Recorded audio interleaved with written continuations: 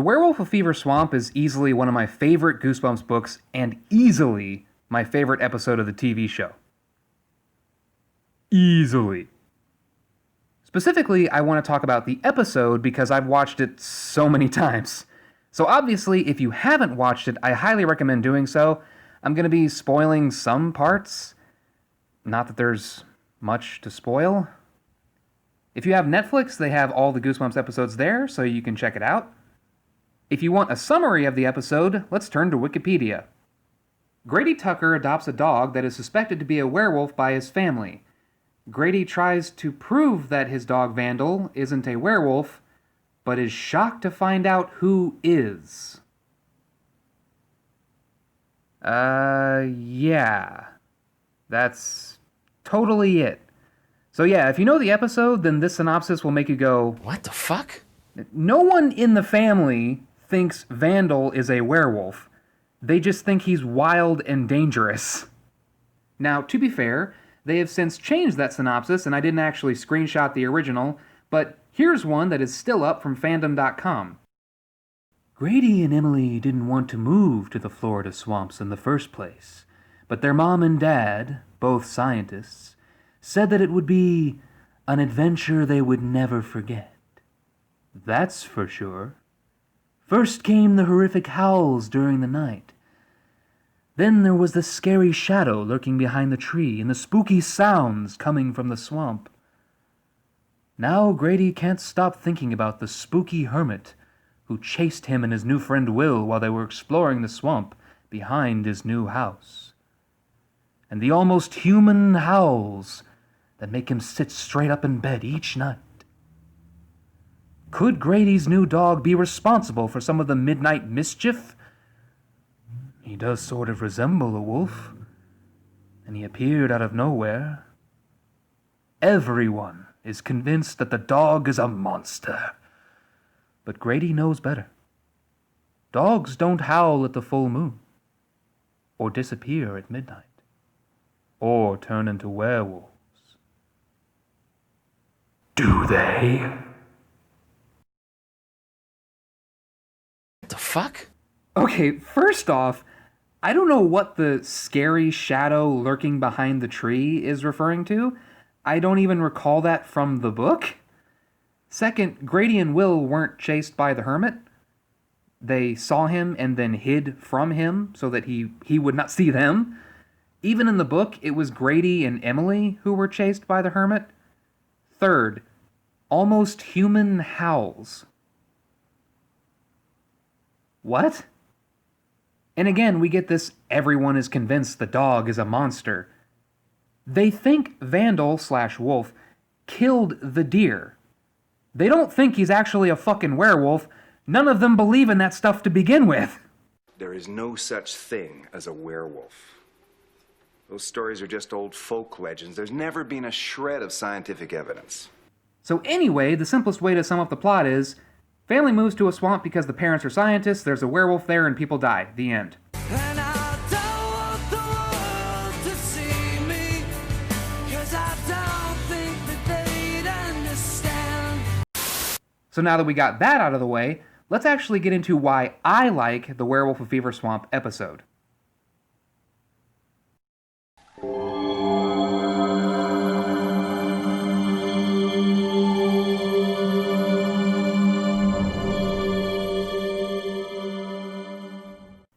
The atmosphere is very unique and well established for a Goosebumps episode.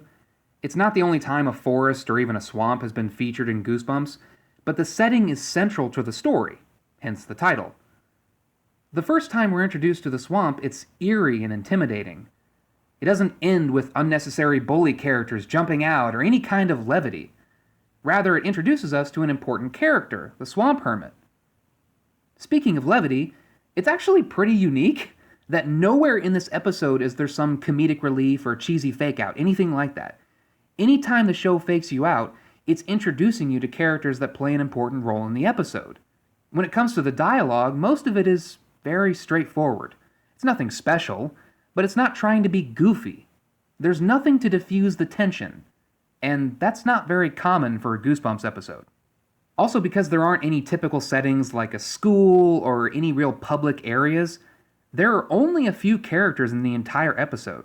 6 to be exact. While the parents and the sister don't get a lot of development, the small cast allows more time to be spent with the main characters. It feels more personal, and the consistency of the setting helps create a flow in the narrative. From the moment it starts, you're either in or right next to Fever Swamp. You don't go anywhere else. There's nothing to distract from the setting. Here's a really big point as well in regards to the setting. There's actually a reason for the characters to move to a new place. I mean, how many times do characters move in Goosebumps? It's pretty much just something that we've accepted for this series so that creepy new things can happen. But in this story, there's actually a reason for it that makes some sense.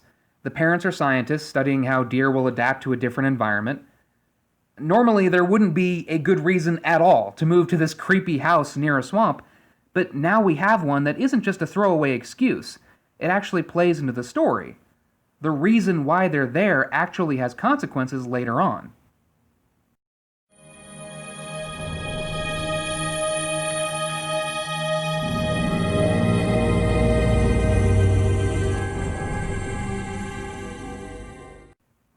The music is very present in every scene without being overbearing, at least in my opinion, and it really contributes to the atmosphere. During the day, the mixture of string plucking and harmonica establishes the rural setting.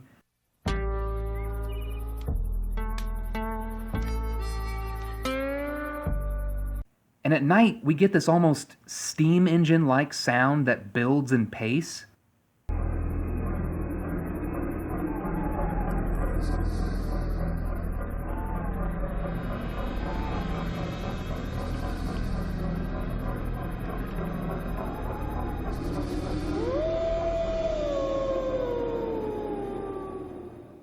And that's mixed with long, mysterious sounding tones, and we hear those same tones whenever Grady and Will go into the swamp.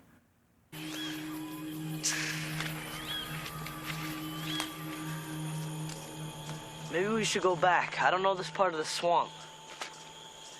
This is probably the only episode with music that I remember, and apparently I'm not alone because people upload it and versions of it to YouTube. How many episodes of shows like Goosebumps or Are You Afraid of the Dark do you actually remember the music from and want to listen to separately?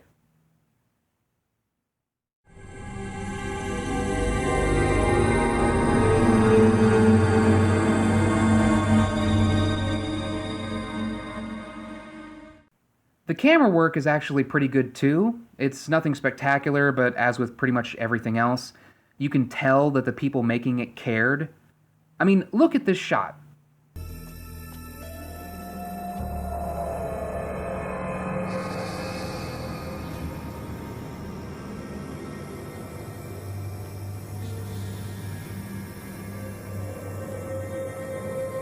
Will? Grady?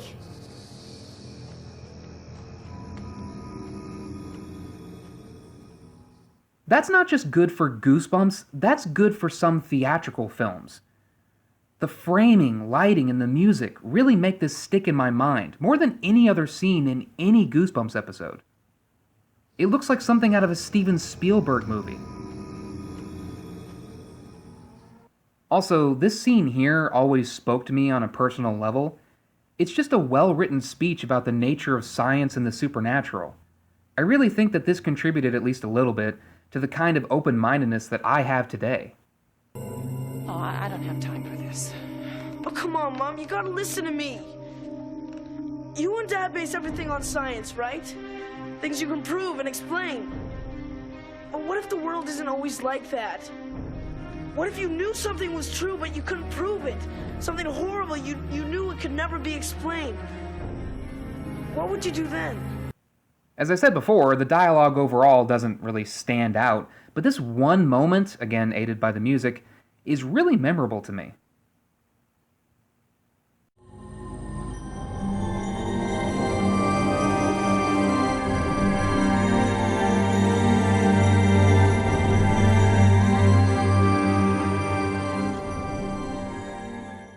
So everyone thinks that Vandal killed the deer. Meanwhile, Grady thinks that the swamp hermit did it, and that he's actually a werewolf. But then we uncover the horrifying truth. Get away! Will! Get away, Grady! Oh my God!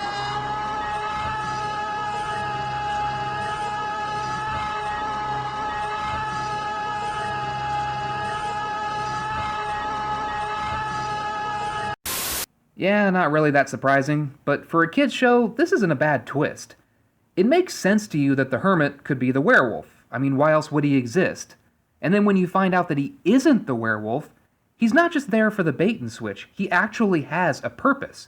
He has a full tragic backstory.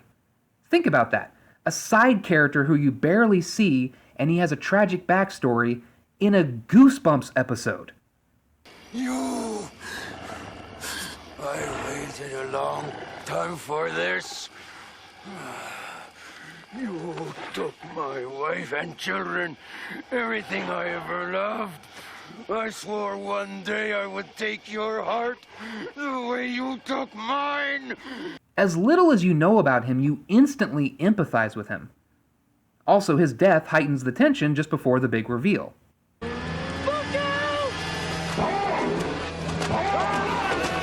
Gotcha, bitch.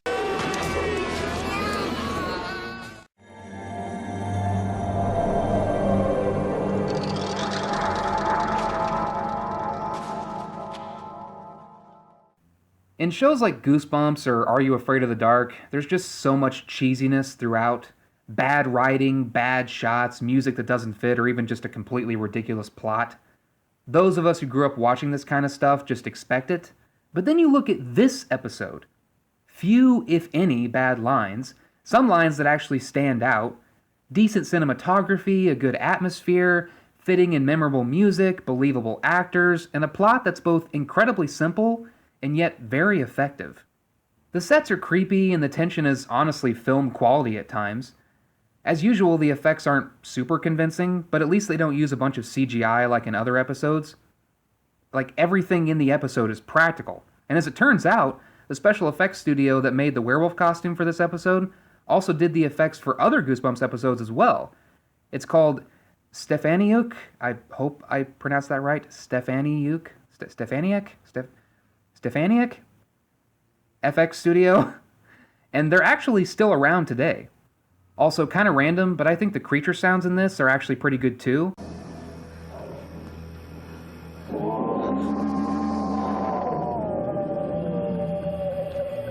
Aside from this one that sounds like a car breaking down. The sounds themselves are unique and creepy, far better than the pig squealing from Werewolf Skin. As a kid, I just watched this episode like I watched any of the others that I rented from the video store. But as I got older, I realized what made this one stand out. It didn't just look like a TV show. It looked like a movie. I know I'm praising the hell out of this episode, but if you told someone this was from a kid's show, I bet they'd be surprised. I've seen multiple films that are far worse in every aspect. And compared to some of the other episodes of Goosebumps, it's amazing this one came out so good. They could easily have just said, who cares, and made it cheesy and tried to squeeze in unnecessary jokes or a pointless subplot or something like that, but no. They took it way more seriously than they needed to, and it ended up being something that I would liken more to a short film than a Goosebumps episode. Or I guess maybe I should say, liken.